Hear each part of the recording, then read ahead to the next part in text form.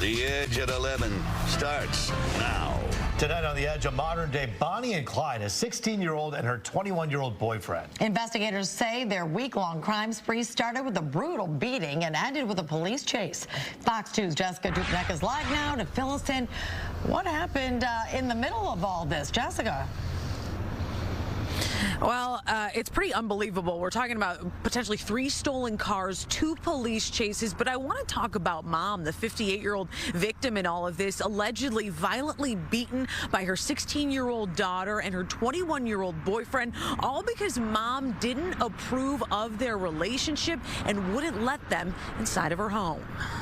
Found each other, and trouble happened. You could say that again. It's what happens when a 16-year-old girl links up with a 21-year-old homeless man with a criminal past. She did not approve of the relationship, and he was not allowed in the home.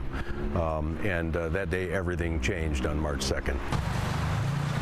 It happened in the sleepy town of Holly in northern Oakland County. Joseph McDonough went to his girlfriend's home where the two allegedly almost immediately started beating the teen's 58-year-old mom, and it was bad. Mom is improving.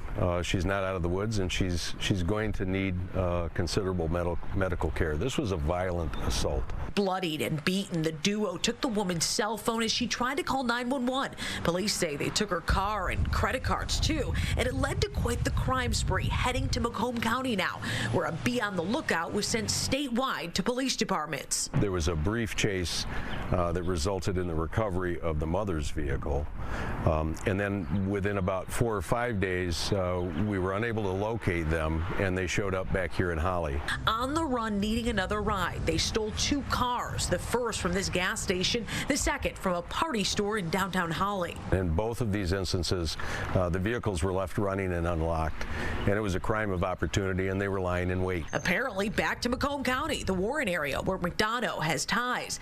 Dumped the first vehicle, but the second is where the spree ends. Warren police spotted the vehicle and attempted to stop, turned into a chase, and they were taken into custody safely.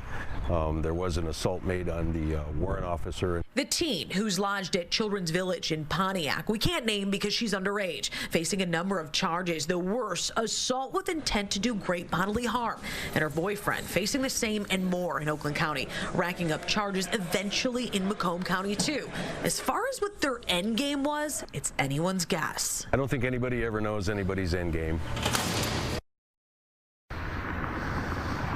After digging into Joseph McDonough's criminal past, have a little better idea why Mom didn't approve. He apparently has 4 open cases right now, 3 for assault, 1 for domestic violence. Again, those are all open and pending. He hasn't been convicted yet. Now, in terms of this latest crime spree, he is being held on a $10,000 cash bond. Reporting live, Jessica Dupneck on The Edge. If I was a parent watching at home right now, I'd be wondering, how did these 2 meet in the first place?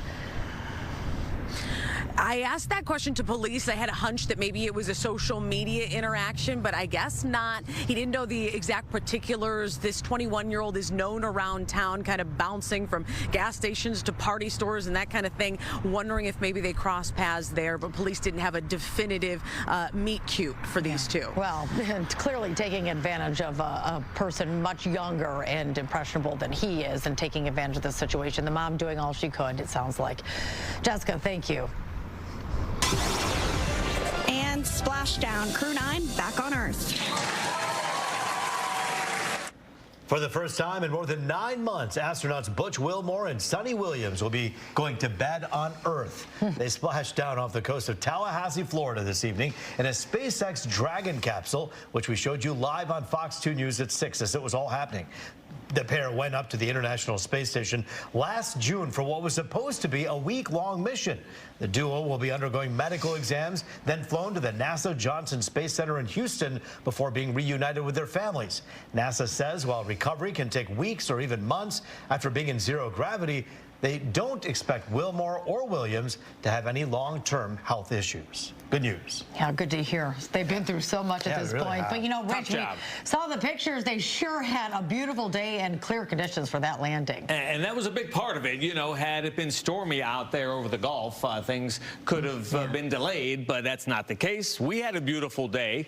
Also, we're dealing with Severe Weather Awareness Week, and that means you should think about what you would do if storms, flooding, perhaps power outages came to your neighborhood, because we're getting close to that season. Remember, tomorrow, 1 o'clock, we're going to have a statewide tornado siren test. Here's our next low pressure area just now coming out of the Rockies. There is snow on the backside. We are going to see some showers here late Wednesday evening into Thursday morning. But today was pretty nice. Hazy sunshine. We did make it up to 70 degrees.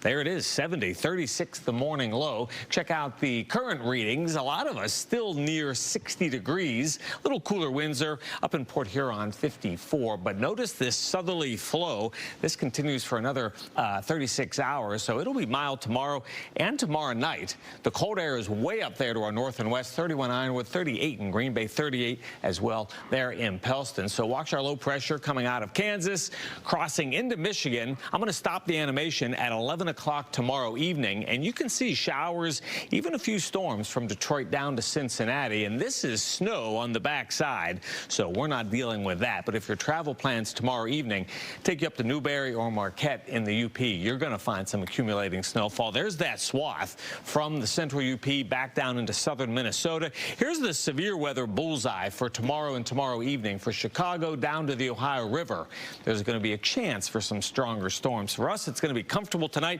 down to 50 degrees. Tomorrow, close to 70 once again. Thickening clouds. And remember, that tornado siren will sound right at 1 o'clock statewide.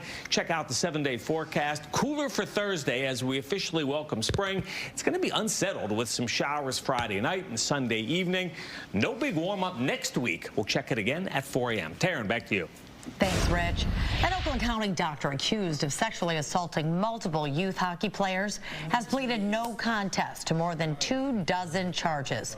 Urologist Dr. Zvi Levron spent more than 2 decades providing medical assistance to youth hockey teams in Michigan and Minnesota. Players accused Levron of sexually assaulting them during medical exams he conducted at his home. Levron could get decades, even life in prison when he's sentenced next month. A Pontiac family finally getting closure after the remains of their loved one is identified more than 30 years after his disappearance. The victim, a Pontiac man who was reported missing in 1994, 24-year-old Anthony Gulley's skeletal remains were found 7 years later in Ohio, but it would take another 24 years for a positive identification. Investigators teamed up with the DNA Doe Project. The remains were identified by using genetic genealogy testing. Police believe Gulley was shot and killed by a family friend in Michigan before being dumped in Ohio.